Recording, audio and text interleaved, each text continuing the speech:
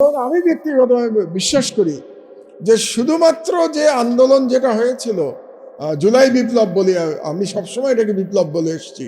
জুলাই বিপ্লব যে হয়েছিল সেটা কেবল একটা ফ্যাসিস্ট সরকারকে সরানোর বিপ্লব হয় নাই, সেটা বিদেশি আগ্রাসনের বিরুদ্ধেও একটা বিপ্লব ছিল।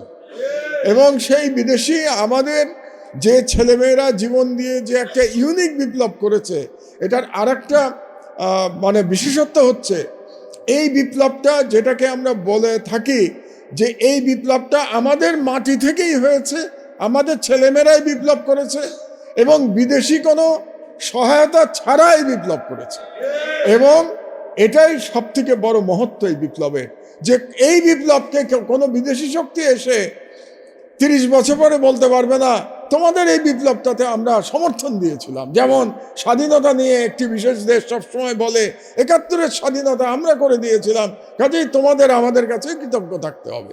এই কৃতজ্ঞতার গল্প আমরা 72 থেকে শুনে আসছি, এখন পর্যন্ত কৃতজ্ঞতার গল্প চলছে। তো কাজেই এইবারের বিপ্লবে আমাদের ছেলেদের কারো কাছে কৃতজ্ঞ থাকতে হবে না, তারা নিজেদের শক্তিতে আল্লাহর রহমতে তারা বিপ্লব সাধন করেছে এবং ফ্যাসিস্ট শেখ হাসিনাকে দেশ থেকে বিতাড়িত করতে বাধ্য করেছে তাকে, এবং তার প্রভুর কাছে তাকে আশ্রয় নিতে হয়েছে। তো সুতরাং এই যে সেলফ আইডেন্টিটিটা শেখানোর জন্যে আরও নতুন করে আমাদের বই পুস্তক রচনা করতে হবে, এবং সেটা শিখতে গেলে আমাদের ইতিহাস জানতে হবে। এই অঞ্চলের হাজার বছরের ইতিহাস আমাদেরকে জানতে হবে। বাংলাদেশ হঠাৎ করে 1972-তে নাজেল হয় নাই। বাঙালি মুসলমানের লড়াই হাজার বছরের লড়াই, এবং এই লড়াই আমাদের ফিউচার জেনারেশনকে আমাদের জানানো প্রয়োজন, এবং এই দায়িত্বটা আমাদের উপরে আছে। আমাদের তো বয়স হয়ে গেছে, আমাদের পরেও জুনিয়র যারা, তাদের উপরেও এই দায়িত্বটা থাকবে। ওসামার মতো ছেলেদের এই দায়িত্ব থাকবে, তাদেরকে সত্যিকার অর্থে আমাদের আইডেন্টিটিটা শিক্ষা দেয়া। এই যে বাঙালি মুসলমানের যে মিশ্রণ, এটা আমাদেরকে বুঝতে হবে যে আমরা এথনিক্যালি আমরা বাঙালি, কিন্তু আমাদের রিলিজিয়ন ইসলাম, আমরা মুসলমান, এবং এই মুসলমান এবং বাঙালি কালচারের সংমিশ্রণে বাঙালি মুসলমান হিসাবে আমরা এগিয়ে যাব। আমাদের আইডেন্টিটি এটাই, আমাদের এই আইডেন্টিটিকে বহর করে আমাদের সামনে এগিয়ে যেতে হবে। এবং যে শিক্ষা সংস্কারের কথা আমরা বলছি, সর্বক্ষেত্রে এটা দিতে হবে। এবং আমি একমত যে আমাদের ধর্মীয় শিক্ষা দেওয়া অত্যন্ত জরুরি, শুধু ধর্ম জানার জন্য না, ধর্মীয় শিক্ষার মাধ্যমে আমরা ধর্মের শিক্ষা পাবো, আমরা নৈতিকতা শিক্ষা পাবো, আমরা ভালো মানুষ হয়ে গড়ে উঠতে পারবো। সর্বোপরি আমাদের আইডেন্টিটি আমরা জানতে পারবো ধর্মীয় শিক্ষার মাধ্যমে। সমস্যার কথা হলো যে আমাদের দেশে আসলে ইসলামের ইতিহাস জানানোর খুব একটা চেষ্টা করা হয় নাই, কোনো পর্যায়েই করা হয়নি। এমনকি ওসামাদের তো বয়স কম, আমরা যারা পাকিস্তানি আমলে স্কুলে পড়েছি, পাকিস্তানি আমলে পর্যন্ত সত্যিকার অর্থে ইসলামের ইতিহাস সেভাবে পড়ানো হয় নাই আমাদের সময়ও। কাজেই এই ব্যর্থতা, দীর্ঘদিনের ব্যর্থতা, এই জুলাই বিপ্লবের পরে এখন একটা সুযোগ এসছে আমাদের নতুন করে ঘুরে দাঁড়ানোর। আমার বক্তব্য যে শিক্ষা গ্রহণটা কেন জরুরি, সংস্কারের আগে এটার প্রয়োজনীয়তাটা আমাদের উপলব্ধি করা দরকার। তো কেন জরুরি তার জবাব আমার কাছে এরকম, যেহেতু আমরা এখানে, আমি ধারণা করছি যারা বসে আছি সবাই ইসলাম ধর্মাবলম্বী, তো আমাদের কোরআন শরীফে আল্লাহ তাআলা প্রথমেই আমাদেরকে নির্দেশ দিয়েছেন পড়ো। কাজেই একজন মুসলমান হিসেবে শিক্ষা গ্রহণ করা আমাদের জন্যে ফরজ, আমাদের শিক্ষা গ্রহণ করতে হবে, এটা নির্দেশ দেওয়া আছে। 2 নম্বর কথা হলো যে আমাদেরকে মানুষ হিসেবে গড়ে তুলবার জন্যে আমাদের শিক্ষা গ্রহণ করতে হবে। কারণ আমাদের ছোটবেলায় আমরা একটা ভাব সম্প্রসারণ লিখতাম, আজকাল বোধহয় এগুলো লেখা হয় কিনা আমি জানি না। সেই ভাব সম্প্রসারণটা এরকম ছিল যে বৃক্ষ তরুলতা জন্মেই বৃক্ষ তরুলতা, মানুষ জন্মেই মানুষ না, অনেক কষ্ট করে তারপরে মানুষ। এই যে অনেক কষ্ট করে মানুষ হওয়ার যে প্রক্রিয়া, সেটাই শিক্ষা গ্রহণ। এখন শিক্ষা নানা রকম হতে পারে, কিন্তু শিক্ষা গ্রহণ ছাড়া একজন প্রকৃত মানুষ হিসাবে গড়ে তোলা সম্ভব না নিজেকে। কারণ শিক্ষাতে নৈতিকতা লাগবে, শিক্ষাতে জ্ঞান লাগবে, জ্ঞান অর্জন করতে হবে, এগুলো করতে হলে আমাদেরকে অবিরত পড়াশোনা করে যেতে হবে। এবং আরেকটা কথা ইংরেজিতে আছে, জন্ম থেকে কবর পর্যন্ত মানুষ শিখে যায়। পুরো সময়টা শিক্ষা গ্রহণ করে যেতে হবে, যতক্ষণ আল্লাহ আমাদেরকে তৌফিক দিয়েছেন, আমাদের ব্রেন যতক্ষণ কাজ করবে। এটা গেল একটা দ্বিতীয় কারণ। আর তৃতীয় একটা কারণ হচ্ছে, আমরা যারা ইকোনমিক্সের ছাত্র তারা প্রায়ই বলি এই শব্দটা, হিউম্যান রিসোর্স। হিউম্যান রিসোর্স যদি আপনাকে করতে হয়, গড়ে তুলতে হয় নিজেকে হিউম্যান রিসোর্স হিসেবে, তাহলে শিক্ষা গ্রহণ করতে হবে। তাহলে এই মোটামুটি তিনটা কারণ, বেসিক কারণে আমাকে শিক্ষা গ্রহণ করতে হবে। তো হিউম্যান রিসোর্সটা নিয়ে আমি একটু কথা বলতে চাই। বাংলাদেশের জনসংখ্যা অনেক দিন ধরে আমরা 18 কোটি বলে আসছি। সেন্সাস হয় না অনেক দিন। আমার ধারণা সেন্সাস হলে পরে আমরা দেখব যে 18 কোটির থেকে সম্ভবত বেশি আমাদের জনসংখ্যা। তো বিপুল জনসংখ্যার দেশের সাইজটা কিন্তু ছোট। আল্লাহ আমাদেরকে অত্যন্ত মেহেরবান, তিনি আমাদেরকে খুবই ফার্টাইল জমি দিয়েছেন, এই জন্যে আমাদের কৃষি ভালো। কিন্তু মনে রাখতে হবে, জমির তুলনায় মানুষের সংখ্যা অনেক বেশি। তাহলে আমাদের যদি ইকোনমিক্যালি টিকে থাকতে হয়, তাহলে মডার্ন টেকনোলজি কন্টিনিউয়াসলি আমাদের শিখে যেতে হবে, আমাদের শিক্ষা গ্রহণ করতে হবে। এবং এই ক্ষেত্রে আমার আগের বক্তারা কিছু কিছু রাষ্ট্রের বর্ণনা এক্সাম্পল দিয়েছেন উদাহরণ হিসাবে। কেউ কেউ সিঙ্গাপুরের কথা বলেছেন, কেউ চীনের কথা বলেছেন। সাদিক কায়েম চীনের গল্প বলে গেল। আমি আরেকটা দেশের বর্ণনা দিই আপনাদেরকে, তাহলে যারা এখানে ইকোনমিক্সের ছাত্র আছেন তারা আরও ভালো বুঝতে পারবেন। দেশটার নাম ভিয়েতনাম। ভিয়েতনামের জনসংখ্যা 10.5 কোটি মতো। ভিয়েতনামের পার ক্যাপিটা ইনকাম এই মুহূর্তে $5,000, তার মানে আমাদের প্রায় দ্বিগুণ। এবং ভিয়েতনাম কিছুদিন 30-40 বছর আগে মাত্র তাদের যুদ্ধ শেষ হয়েছে। আপনাদের মনে আছে 1971 সাল পর্যন্ত আমেরিকা ভিয়েতনামে যুদ্ধ করেছে।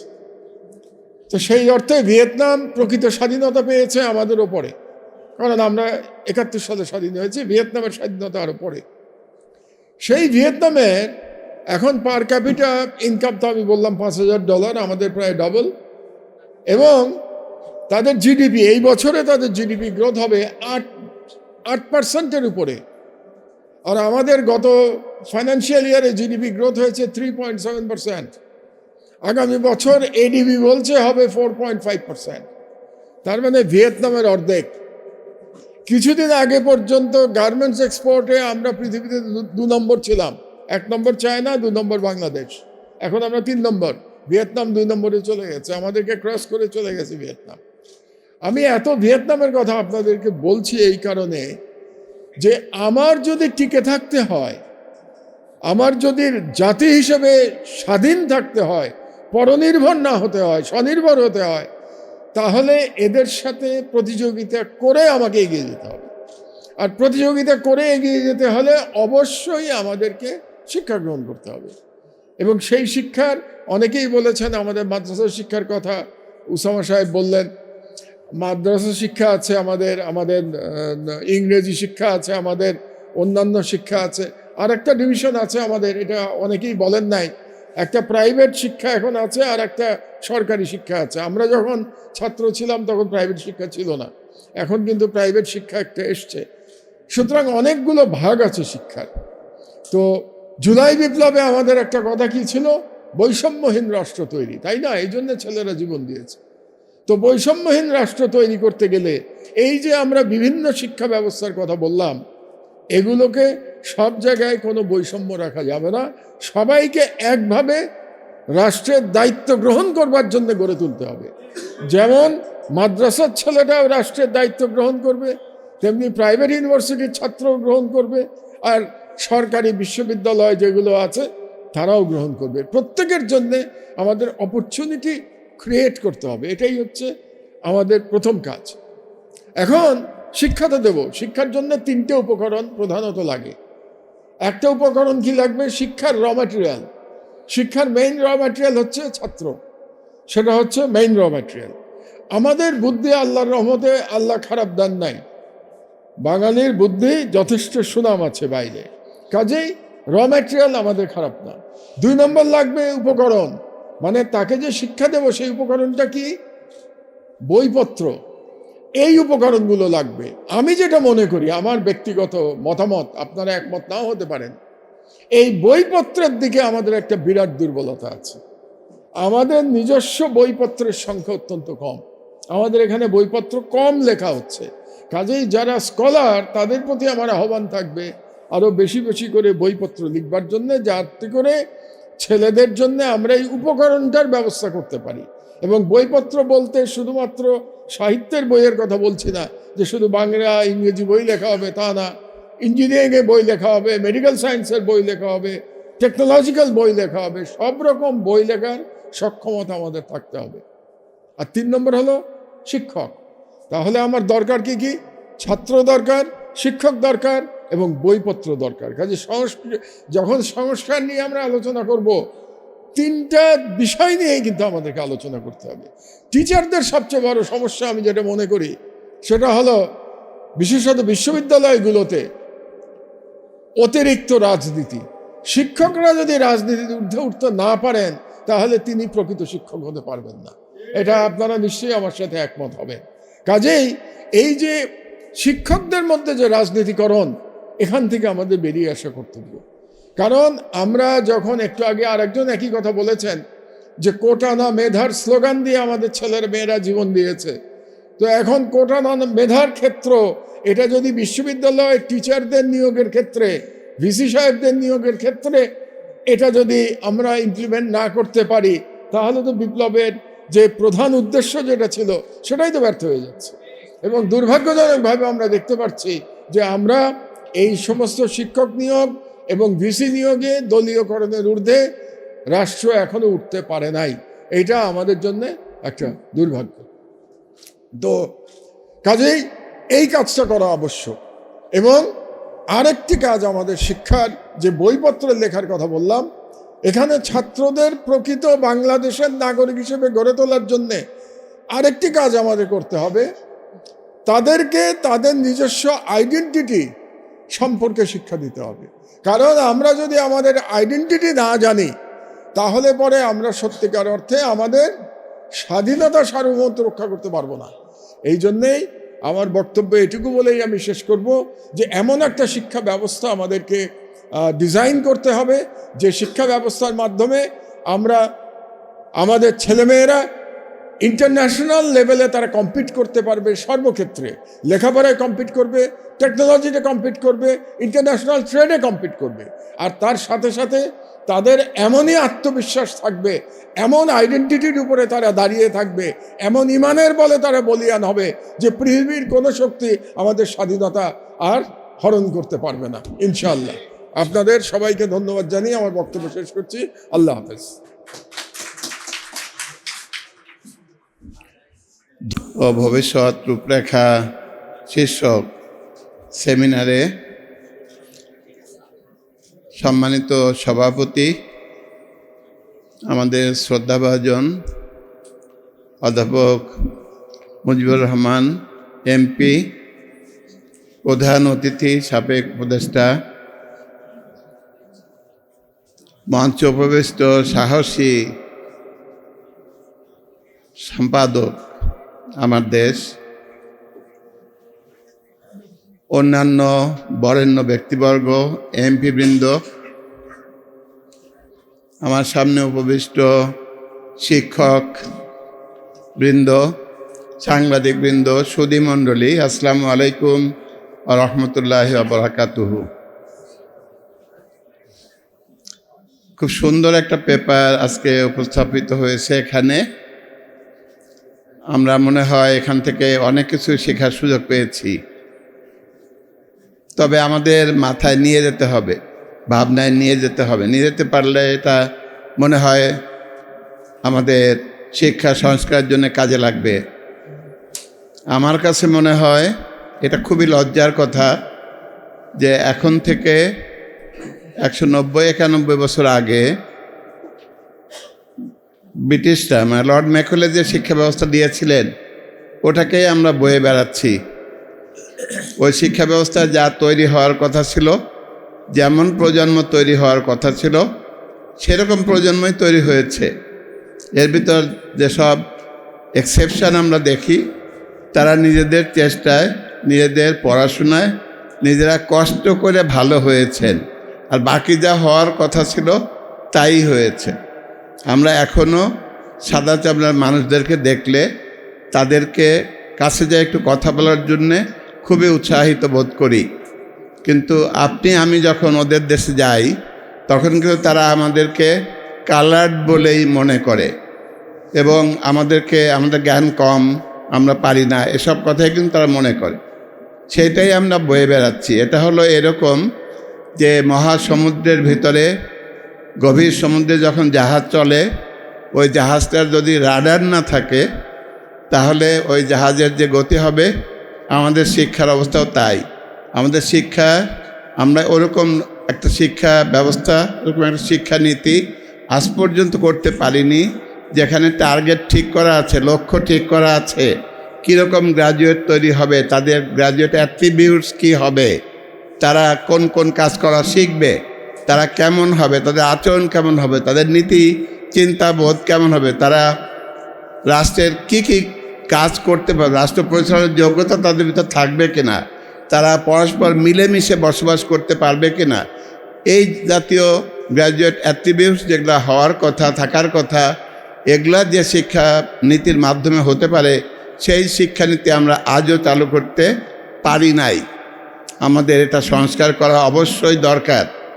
আমরা মানব রচিত বিভিন্ন চিন্তাকে, বিভিন্ন জীবন ব্যবস্থাকে সামনে রেখে শিক্ষানীতি প্রণয়ন করার জন্য চেষ্টা করেছি বারবার, এবং তার আলোকে আমাদের যা হবার তাই হয়েছে। এজন্যই আমরা বলি যে আম গাছ লাগালে সেখানে তো আর জাম ধরে না।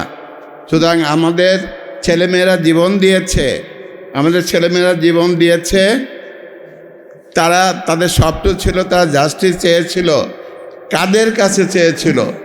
যাদের জাস্টিস দেওয়ার মতো মন নেই, যাদের জাস্টিস দেওয়ার মতো যোগ্যতা নেই, যাদের জাস্টিস দেওয়ার মতো আগ্রহ নেই, এরকম প্রজন্মের কাছ থেকে ওইটা তো পাওয়া যাবে না।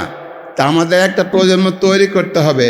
তার জন্য শিক্ষা ব্যবস্থা এরকম একটা আনতে হবে, শিক্ষক হিসাবে পৃথিবীর শ্রেষ্ঠ শিক্ষক নবী করিম সাল্লাল্লাহু আলাইহি সাল্লামকে শিক্ষক হিসাবে মেনে তার জীবনে কেমন করে ওরকম একটা সমাজে, যে সমাজে নানান রকম ঘটনা ছিল, আমরা আয়ামে জাহেলিয়াত বলি, সেই সমাজের মানুষগুলোকে লেখাপড়া শিখিয়ে তাদেরকে সোনার মানুষ বানিয়েছিলেন, এবং তারাই পৃথিবীতে যে বিপ্লবটা সাধন করেছিলেন এবং তার যে প্রভাব এখনও সারা পৃথিবীতে আছে, সেই রকম ছাত্র যদি তৈরি করতে হয় তাহলে আমাদের ওই শিক্ষা ব্যবস্থায়, ওই শিক্ষা নিতে ফিরে যেতে হবে। এখানে মনে করার কোনো কারণ নেই যে শুধু কি তাহলে আমাদের নবীর কথাই হবে, শুধু কি মুসলমানরা এখান থেকে লেখাপড়া শিখবে, এরকম না। আমাদের নবী করিম সাল্লাল্লাহু আলাইহি ওয়াসাল্লাম দেখিয়েছিলেন সেখানে বিভিন্ন ধর্ম, বর্ণ, গোত্র মিলেমিশে কেমন করে শান্তিতে, সম্প্রীতিতে বসবাস করতে হয় তা দেখিয়েছিলেন। সুতরাং পৃথিবীর শ্রেষ্ঠ শিক্ষক, যে নিজেকে বলেছেন যে আমি শিক্ষক হিসাবেই পৃথিবীতে প্রেরিত হয়েছি, বুঝতু মুআল্লিমা, তার ওই নীতিতে আমাদের ফিরে যাওয়ার জন্য চেষ্টা অবশ্যই করতে হবে, এবং তার আলোকেই আমাদের শিক্ষানীতি সাজাতে হবে এবং শিক্ষা ব্যবস্থা তৈরি করতে হবে। ওইটার আলোকে যে প্রজন্ম গড়ে উঠবে, ওই প্রজন্মকে আর বলতে হবে না তুমি এটা করো, ওইটা করো, সেটা করো, তারা নিজেদের চিন্তা দিয়েই তারা করতে পারবে ইনশাআল্লাহ। আমরা ওই দিনের স্বপ্ন দেখি, আর আমরা যারা বড় হয়ে গেছি, আমরা তো আর ওই ছোটদের ক্লাসে পড়তে পারবো না।